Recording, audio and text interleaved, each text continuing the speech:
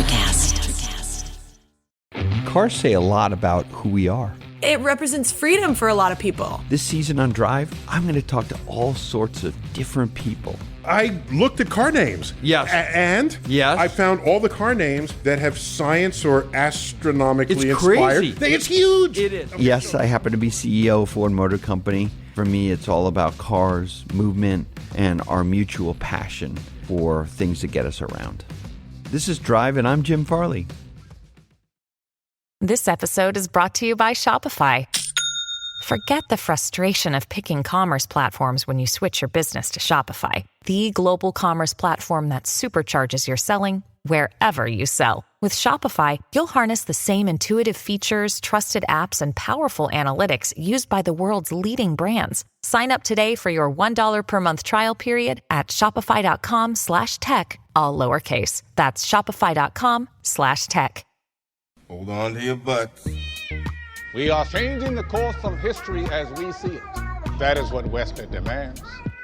Now, this affects Iris. Iris, where are you? What you feel only matters to you. I do not entertain hypotheticals. The world as it is vexing enough. Iris, I have a tip for you. Don't take drugs! Or Whatever Movies with Wesley and Iris. What up?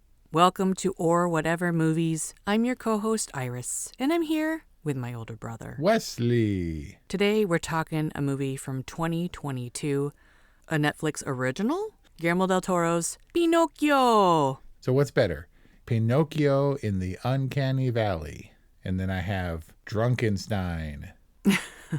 And then I have... I get that it's fascism and Mussolini, but there's a nice ring to Pinocchio. Wow. I guess we'll stick with the original because, if anything, this was definitely Guillermo del Toro's Pinocchio. It might have even veered at times into Tim Burton's Pinocchio territory. I can see that. I think that this has potential Nightmare Before Christmas classic status. I guess. For who? Who embraces Guillermo del Toro's Pinocchio? Is it 100-year-old Italian expats? That's very specific. Who loves this Pinocchio? Who's it I for? do. Is it for kids? It's for families. It's not for Wesley, apparently. His son burned to death, so he made an eminently burnable son. He was in a church that was bombed. Right. I don't think that's the same thing. Right, so you'd think he'd make a fireproof son with the assistance or the advice of Sebastian J. Cricket. What are you going to do? Geppetto's a wood carver. He is the worst woodworker in Italy. Subjective. He's highly creative. Wow, you're just coming out of the gates swinging, Wes. Team Italia, World Police. Team Italia. Yeah, so that's a reference to Team America, which you didn't see, which is marionettes. Oh, right. That was South Park guys. Yep. Matt Stone and the other dude. Trey Parker. So you know that we've discussed Guillermo del Toro at length, most recently in Nightmare Alley. My favorite movie of 2021. And I have I take issue with this dude, and I don't know why. His movies don't jibe with me. By all accounts, Guillermo del Toro is the nicest dude in Hollywood. First thing anyone has to say about him is that he's so kind, he's patient, he's collaborative. He's just a wonderful person to be directed by. And I'm sorry, Guillermo del Toro. I don't know. That doesn't make for a good movie. It's not a reason to cast the movie aside. It's just Pinocchio was a tough sell for me, man. I mean, obviously, I've seen Disney's Pinocchio, the original one, a number of times, and it informs pretty much my entire conception of Pinocchio. It's not that I was resistant to someone doing something different. I was just resistant to someone doing something worse. Wow, worse. I have to admit that I was waiting like the entire time for Gregory Mann to like bust out with, "I have no strings on me." Yeah. But he never did. But other than that, I almost was able to completely forget Pinocchio from 1940, which we grew up watching. Sure. And some of the elements of which I had forgotten about entirely. Not entirely, because we go to Disneyland and you see Monstro at the head of Storybook Land. You know, there's a Pinocchio's daring journey. But the island of misfit toys or braying donkeys or whatever, I kind of almost forgot about that. Here it's like a Hitler youth camp. I mean, it's not Hitler yet, it's Mussolini, but it's like a Mussolini fascist youth camp. Yep. And I was waiting for the whale, which wasn't a whale at all. It was a fish. It was sort of all over the place because we were supposed to love this Pinocchio, this boy who was never a boy. He was modeled after a boy. And even when he became a boy, he was still a wooden boy. But in the beginning, he was this arachnid apparition who destroys his workshop and scares everybody. But then he's like widely accepted.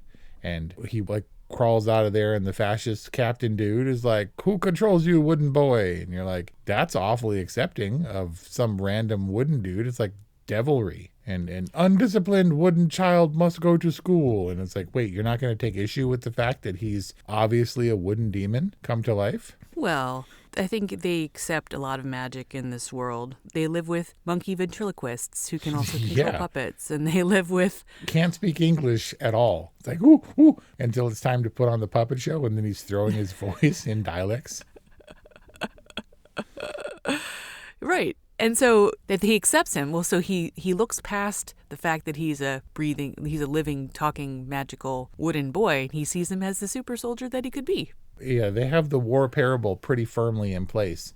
And then I think they kind of drop it as time goes on. Once Christoph Waltz bites the dust and the other dude, then they're like, oh no, it's time for the magical Steven Spielberg level Pinocchio again. Oh, that's right. He thumps on the rock before Spazzatura goes into the water. You remember the monkey's name. Of course. Spazzatura played inexplicably by Cate Blanchett. And yet, the biblical style angel, griffin type angel thing, the blue fairy, as Kelly Ray reminded me was the case. And I was like, oh, right, that's from Pinocchio. It was referred to as the blue fairy there, but here it's Death, the wood sprite and Death. Right. Okay, so they show up on screen and begin to speak in a never-ending story oracle type of voice, and I was like, oh, Cate Blanchett, that's cool, like, because she was in Nightmare Alley with the Guillermo del Toro film.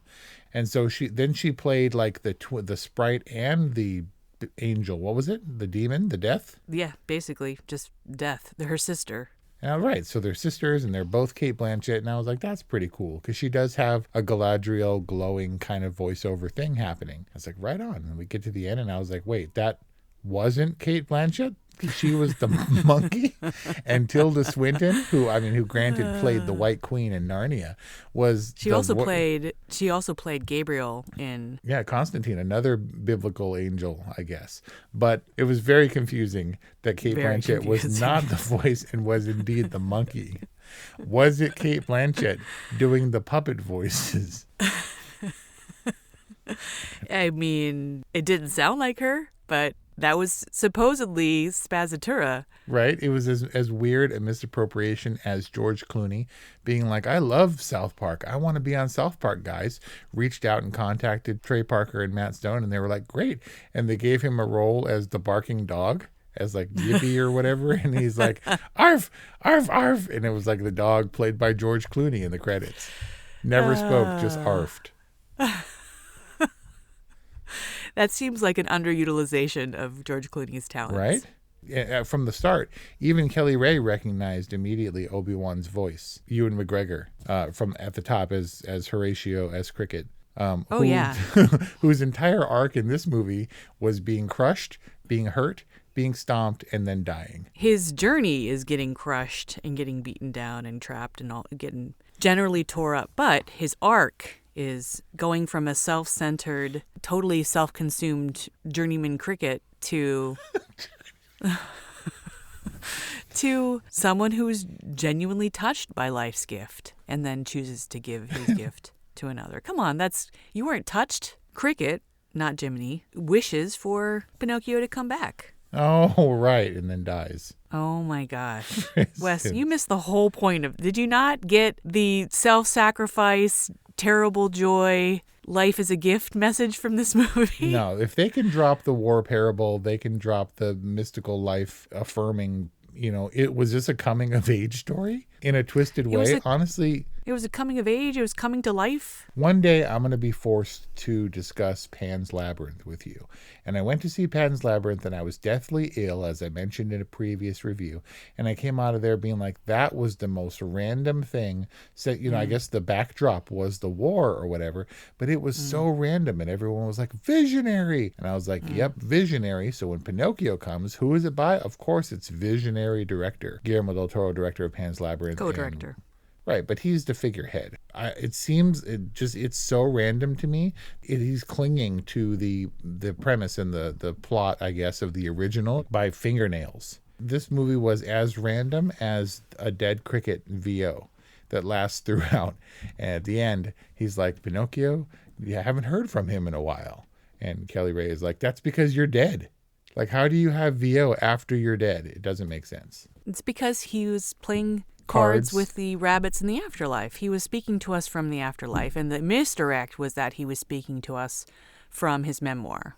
Guillermo del Toro's Beetlejuice. My only fault with Guillermo del Toro's Pinocchio is that it was too many things, too many messages, and it probably could have benefited from some focus, but this is a sprawling, epic, stop-motion masterpiece. Just an enormous undertaking that he had talked about making 1 million years ago. Did you know that Guillermo del Toro was originally an animator? I mean, it doesn't surprise me. I always regarded him as a creature creator kind of guy. I went to see his exhibit at LACMA, and it was just like all of his it was his collection and his curios and his work and his sketches and drawings and everything. And it was all just creature imagination. To clarify, you're talking about Guillermo del Toro, Mexican writer, director, animator, at LACMA, and not the Tim Burton exhibit also at LACMA, which was exactly the same? It was definitely Guillermo del Toro. We took Paloma and she was terrified.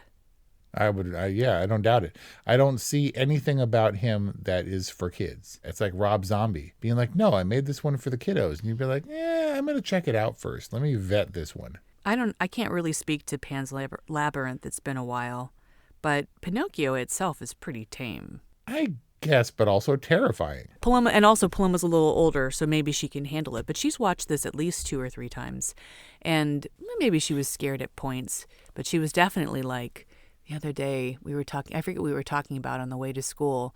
Basically, out of the blue, Paloma was like, yeah, even 8-year-olds can die. 10-year-olds can die. And I was like, what? This is the single message imparted by Guillermo del Toro's Pinocchio. That you can lose your child? Yeah, and that a giant fish who also swallows lighthouses. Or you can lose your child to a church bombing. Right, but if you're not going to lose your child to either of those things, you can lose it to the fascist, soon-to-be Nazi party. Or to the circus. And not even a good circus. Yeah, what did they do other than the puppet show? I don't think they did anything. He was really the main act. So did you know Christoph Waltz, or did you recognize his voice? I didn't know anything about this movie. I was intensely skeptical and going in, but at least they were almost immediately recognizable voices across the board. I mean, for a few major stars. Sure. Well, Christoph, it took me a little while. It wasn't until Count Volpe got particularly theatrical where I was like, wait a second. Christoph Waltz! And I was like all proud to have identified his voice. And then after that, I was like, man, how could I have missed that? Right? It's got Christoph Waltz written all over it. While I think he's a great actor and I think he's really fun, like he infuses a lot of humor into particularly the Tarantino roles, which are the sources for his 2 Oscars. He won 2 Oscars pretty much back-to-back, just Quentin Tarantino movies. And kind of the same role. Yeah, right. And those deliveries are very specific and very, dare I say, Christoph Waltz. But it's the same here, and it's the same when he talks. I've watched a number of interviews with him. He just kind of is. He's like, you know how some people, I guess, are just funny? Like Bill Murray doesn't have to try to be funny. Or Will Ferrell. He almost tries to not be funny. Right. But Christoph Waltz, when he speaks, it's so him. It's like that one character, Christopher Walken style.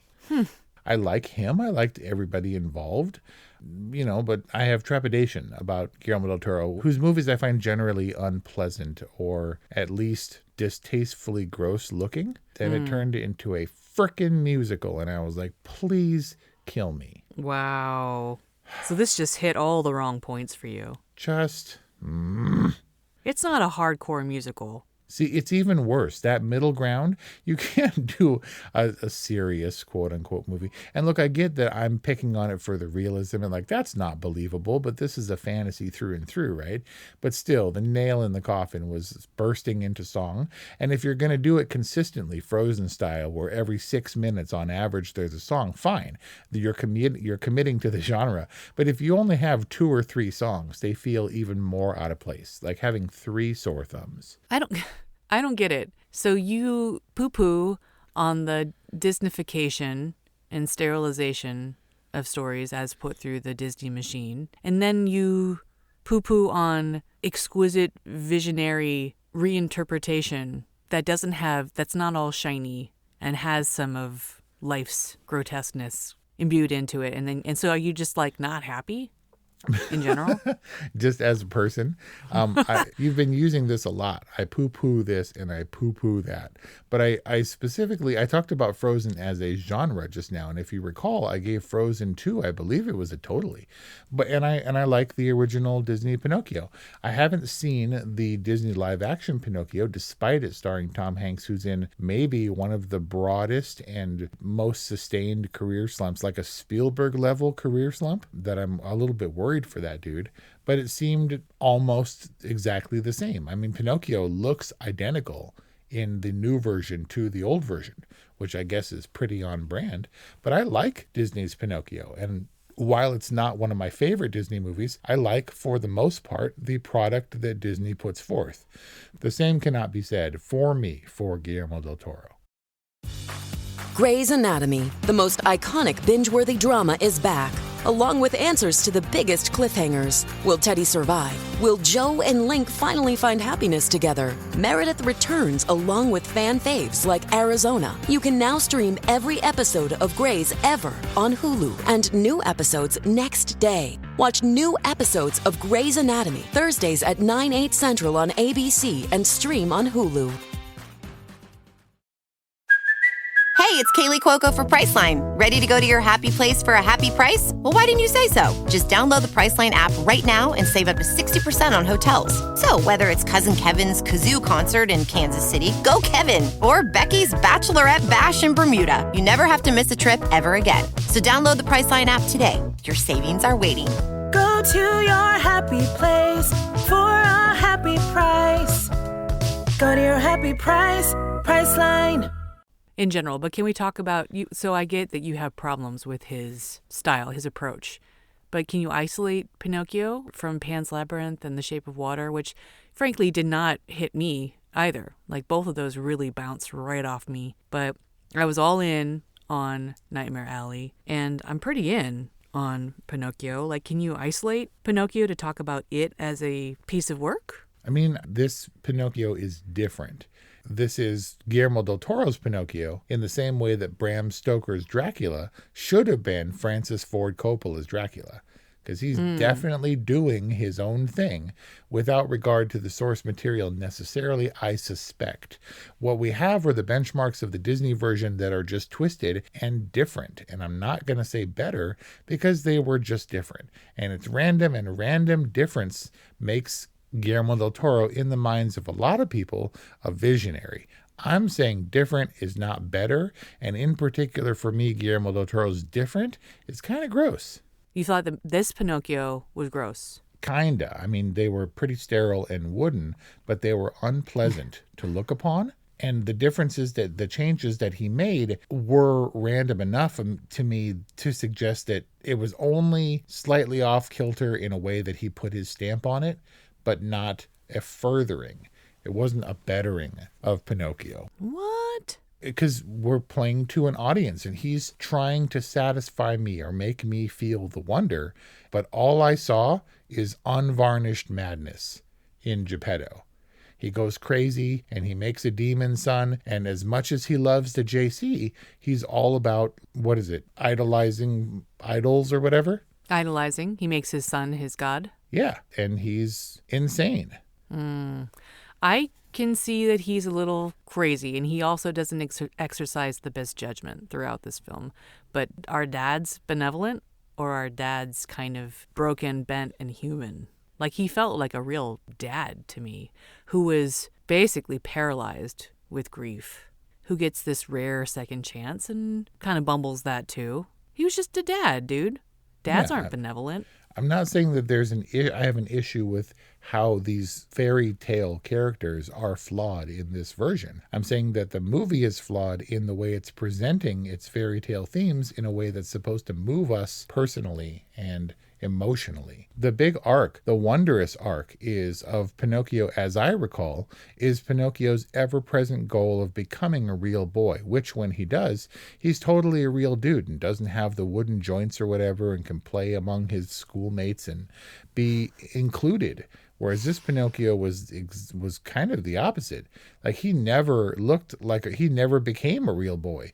In fact, he was the monstrous apparition representing a dead boy. Who looked like Michael Jackson, by the way. Who did? Carlo. Carlo looked like Michael Jackson? Yeah. He was very creepy, and that's why I wrote the Uncanny Valley thing. And then it just got creepier. He was actually more pleasant to look upon as a totally fabricated wooden boy. The choice of the wooden character was really interesting, and he's kind of sweet, and I can't see how, like, Aqua dynamically he can actually swim, let alone, like, rescue. Or taste. He doesn't have taste buds, but he sure ate foods.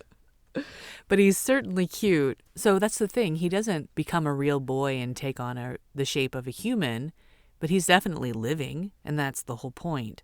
And it, I think, makes the themes of acceptance that much more complex. I mean, you have to take some leaps, right, for you to accept that people in this world accept magic, but it makes, when he's accepted, all that much more powerful, and it makes him more abusable. Like, it makes the abuse that he endures with Count Volpe like that much more kind of insidious.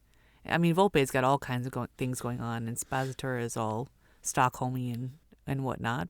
I don't know. I think that the fact that he remains wooden and you see the joints and he's like clunking around all the time kind of adds to and heightens the themes. So the emotionality of Pinocchio is meant to resonate with us. We're supposed to feel his longing for humanness and feel his human pain while he's not human.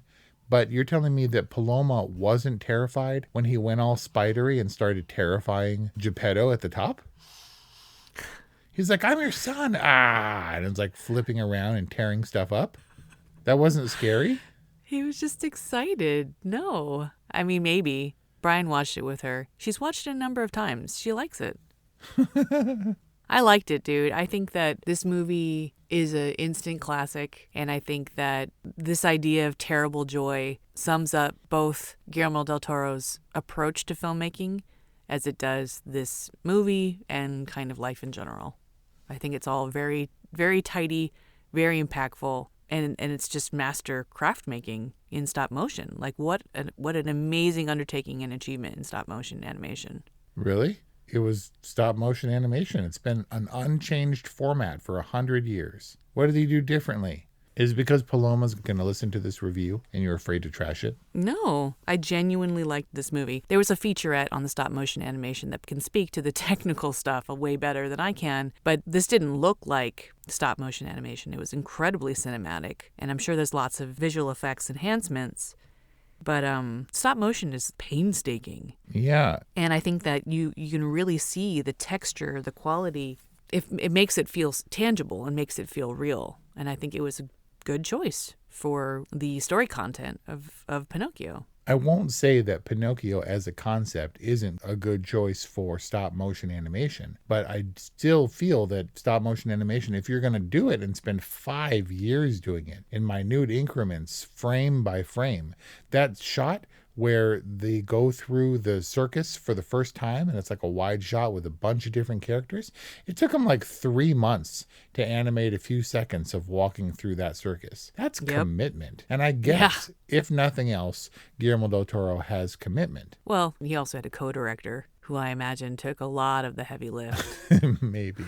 went and got him very special coffees while he labored over the thing, because he is definitely the hands-on dude, literally, for Pinocchio. The story went that he was an animator back in the day. He and his, I think, then girlfriend at the time or whatever, they made like 100 characters for something that they were going to do in animation, like stop motion animation. And they labored and they had their whole apartment full of this thing, and someone broke in and destroyed like 100 puppets, 120 puppets. Yeah. And then peed and pooed on the floor. Ew. And, yeah. And he was like, oh, that's it. And that set him back like 30 years for stop motion animation. He's always wanted to do Pinocchio, but that's not what his original breakthrough puppet production was going to be.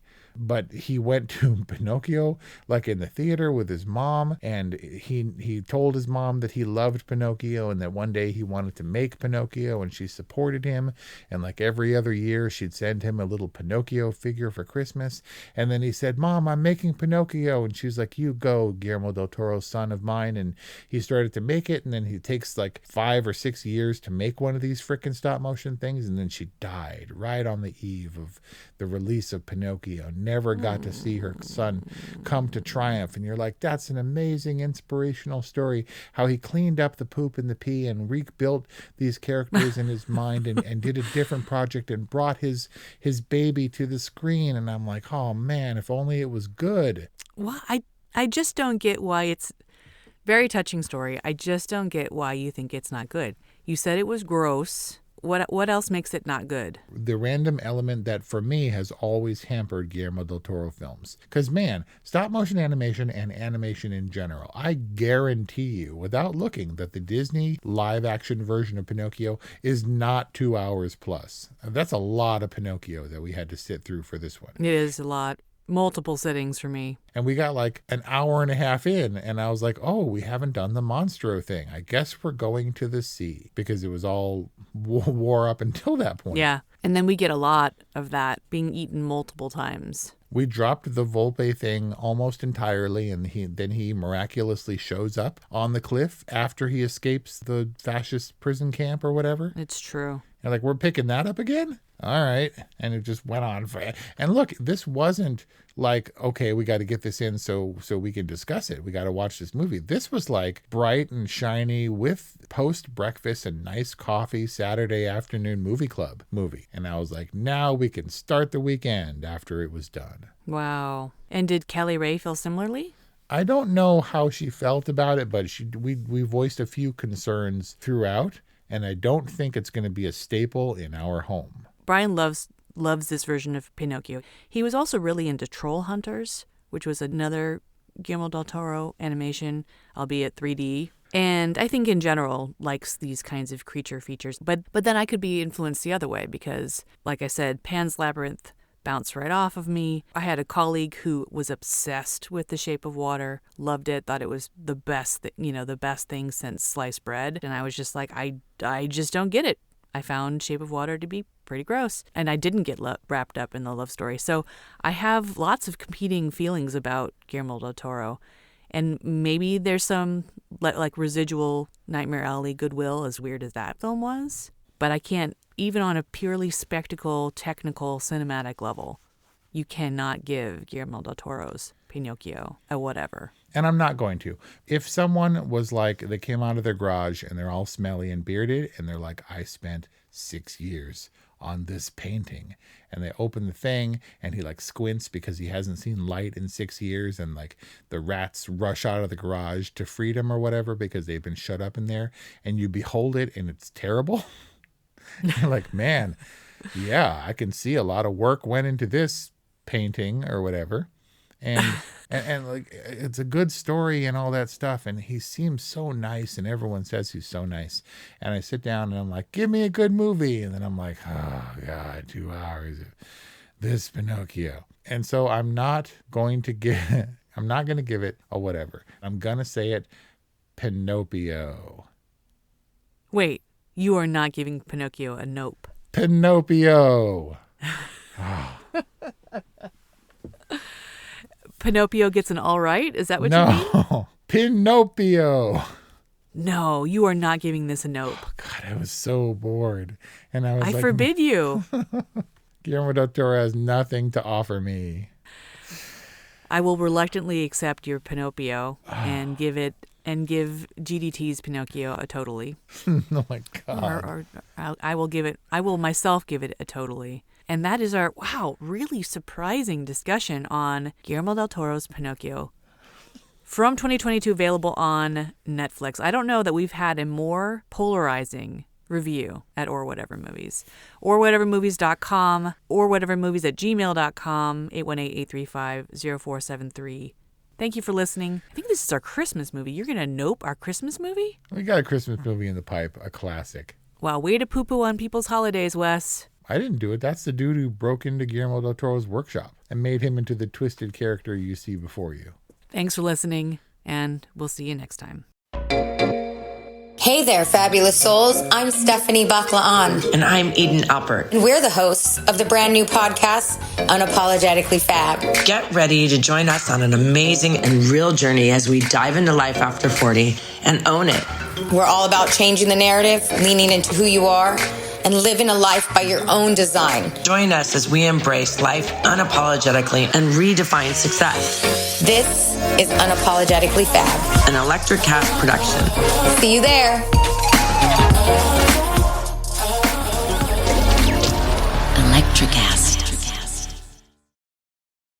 Miles, are you ready to record our promo for Season 2 of the Wanna Bet podcast? David, have you ever seen a grown man naked? Miles, we're not here to quote lines from Airplane. We're here to tell people that Season 2 starts August 18th. But I like Airplane. I know you do, but Wanna Bet is a sports betting podcast. Each week we bet $1,000 on the NFL teams and games that we love. Well, that sounds like fun. It is fun. And last year you picked over 60% of your games correctly. How'd you do? We're not talking about that. We are telling people that they can find us every Friday. So no more movie quotes. Roger. Electricast. Electricast.